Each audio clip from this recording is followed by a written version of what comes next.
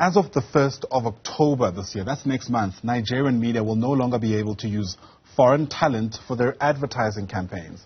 This announcement was made by the Advertising Regulatory Council of Nigeria, which stipulated that only Nigerian models and voice-over artists will be used in their adverts. So what exactly does this mean, and what is the likely impact that it's going to have on the advertising industry there and the economy more broadly speaking? Well, let's bring in the Chief Strategic Officer at Newzroom Afrika, that's Zetu Damane, who joins us now live in our studio this morning. Zetu, great to see you. Thanks very much indeed for making time to chat to us today. So, on the face of it, I think, especially Nigerian actors and models are likely to be very welcoming of a move like this. But do you reckon there should be any kind of cause for concern? There's definitely cause for concern. I think for the creatives, it definitely will stifle creativity.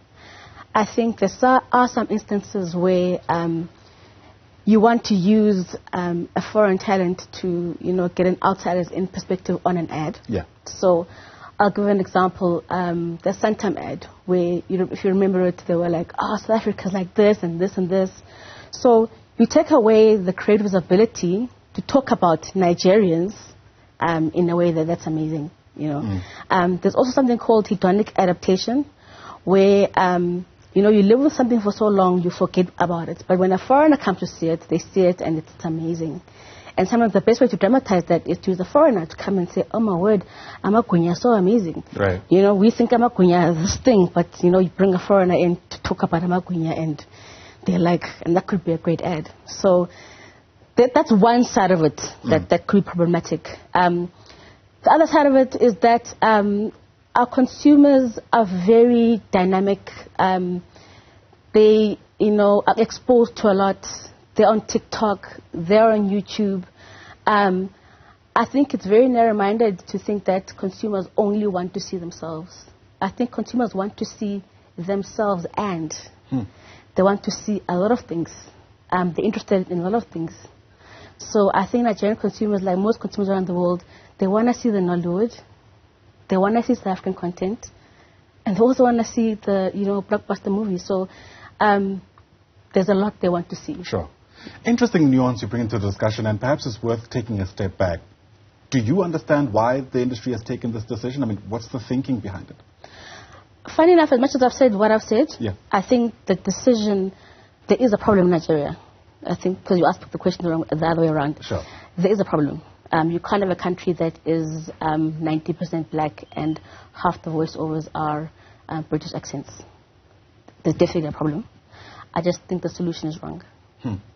I also think the headline was a bit mischievous because the headline says they ban foreign models and it says they ban white models. But actually, if you read the letter of what they're saying, they're actually also banning foreign ads from playing in Nigeria. And I think the nub of the issue for the Nigerian economy is production. Sure. So if you look at how money is made in advertising, it's first media, then production.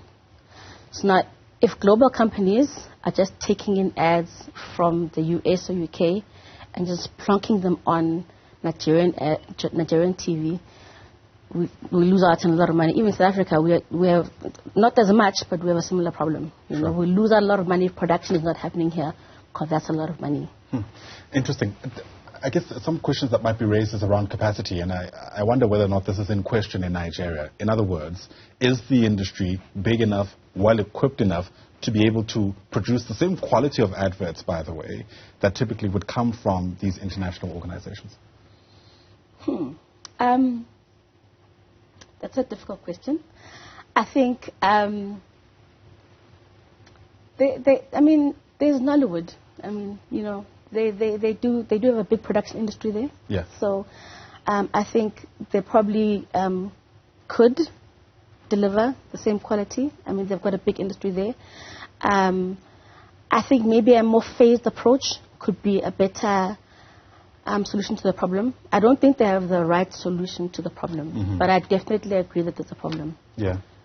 And I guess that brings us obvious questions around what that solution looks like. And we'll speak about it in just a moment if you have your own ideas. But in the meantime, when I first heard about the story, immediately the first thing that comes to mind is identity politics, right? Issues about representativity, how far we should go in order to push for something like that. I mean, you bring a very valid point around how we live in an increasingly globalized society, and people want to see themselves in that context. I mean, what does that mean for how advertisers should approach how they appeal to their consumers? And that's why I think the number of issues should be about production. So it should be about Nigerians making their own ads in Nigeria, because they will make the ads that they know Nigerians want to see in Nigeria. Yeah. So they will make the ads that represent Nigerians. They will also make the ads that they know Nigerians are interested in globally. They will know that Nigerians are loving this TikTok star from France, and they'll put that in their ad.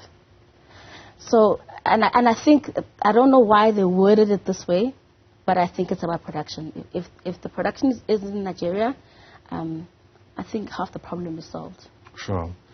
Is there issue around the kind of remuneration that some of the Nigerian talent is likely to get? Because that's also some of the criticism that, you know, many in the space would raise around how it seems the rates for international stars, talent, will be different to those from the country itself.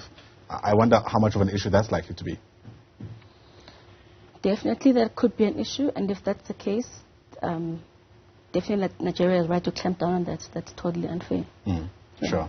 Okay, very quickly, your take on what the solution ought to look like. You're clearly against this blanket approach, right, of a complete ban, and I've already touched on this phased approach. What does that look like for you?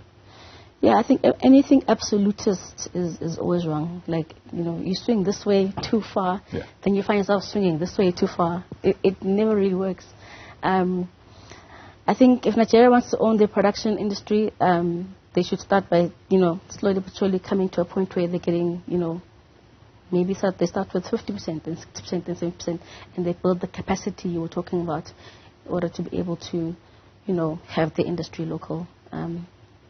I think that would help a lot. Right. Certainly not a straightforward issue. I'll concede that much. Thanks very much indeed for giving us your take. Really do appreciate your time here on the AM Report. Zetu Damane is with Think Creative Africa. She's the Chief Strategic Officer there. Once again, Zetu, thanks very much indeed for coming through.